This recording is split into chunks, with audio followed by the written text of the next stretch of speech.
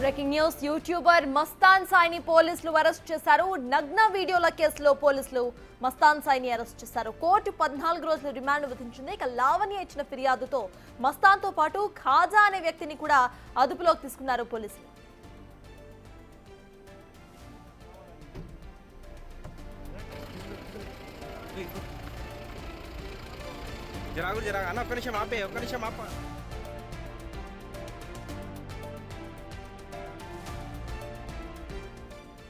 YouTuber Mastan సాయిని పోలీసులు arrest చేశారు. ఇదే అంశంపై పూర్తి డీటెయిల్స్ మా ప్రతినిధి రాణా అందిస్తారు. రాణా, చెప్పండి, మస్తాన్ సాయిని అరెస్ట్ చేసినట్టుగా తెలుస్తోంది. ఇక కోర్టు 14 రోజుల రిమాండ్ సైతం విధించినట్టు తెలుస్తోంది. అప్డేట్స్ ఏంటి?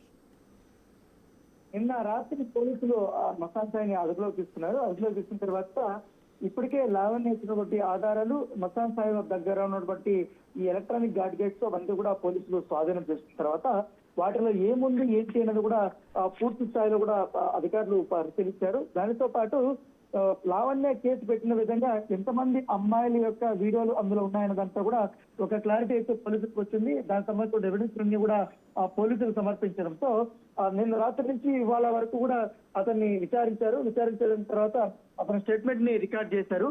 రికార్డు చేసిన తర్వాత కాసేపటి కింద గోల్కొండ ప్రభుత్వ హాస్పిటల్లో అతనికి వైద్య పరీక్షలు చేసిన తర్వాత అక్కడి నుంచి కోర్టుకి తరలించడం నేపథ్యంలో కోర్టులో అతనికి 14 రోజుల పాటు కూడా రిమాండ్ విధించినట్టుగా మనకు సమాచారం ఉంది. అయితే ఈ కేసులో మరొక వ్యక్తి కూడా కీలకమైన వ్యక్తి అరెస్ట్ అయ్యారు. ఏదైతే గుంటూరు సుబ్బాని హోటల్ గురించి మనం ప్రత్యేకంగా చెప్పాల్సిన అవసరం లేదు.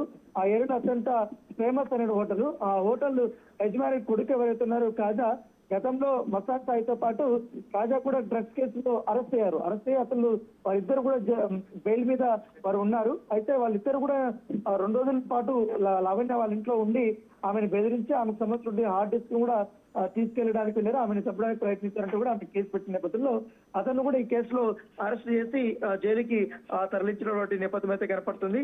సో ఇది ఒక పెద్ద సెన్సేషన్ కేసుగానే వీరు పరిగణిస్తున్నారు పోలీసులు. ఎందుకంటే ఒక్కొక్క హార్డ్ డిస్క్ లో ఒక్కొక్క ఫోల్డర్ లో కొన్ని వందలకు సంబంధించినటువంటి వీడియోలు అమ్మాయిలవి బయటపడ్డాయి. సో అవంతా కూడా వాళ్ళు సేకరించిన తర్వాత అతనిపైన బలమైన బట్టి సెక్షన్స్ ని ఏర్పాటు చేశారు. ఎందుకంటే మస్తాన్ సాయిపై బిఎన్ఎస్ యాక్ట్ లోని 329/4, 324/4, 109, 77, 78 కింద కేసులు నమోదు చేసినప్పుడు నేపథ్యం కనపడుతుంది. సో దాంతో పాటు ఈ ఖాజా అలాగే మస్తాన్ సాయి వీళ్ళిద్దరూ కూడా మరొక వ్యక్తిని కూడా తీసుకొని వచ్చి ఆమె పైన దాడికి ప్రయత్నించి అక్కడ ఉన్నటువంటి హార్డ్ డిస్క్ ని తీసుకెళ్ళడానికి ప్రయత్నించారంటూ కూడా ఆ కేసు పెట్టిన నేపథ్యంలో లావణ్యకి సంబంధించిన దాదాపు 40 వీడియోలు కూడా అందులో ఉన్నటువంటి పరిస్థితుల్లో ఆ కేసుని ఆమె ఇచ్చినటువంటి ఫిర్యాదును బేస్ చేసుకుని కేసు నమోదు చేశారు. Right, thank you Rana.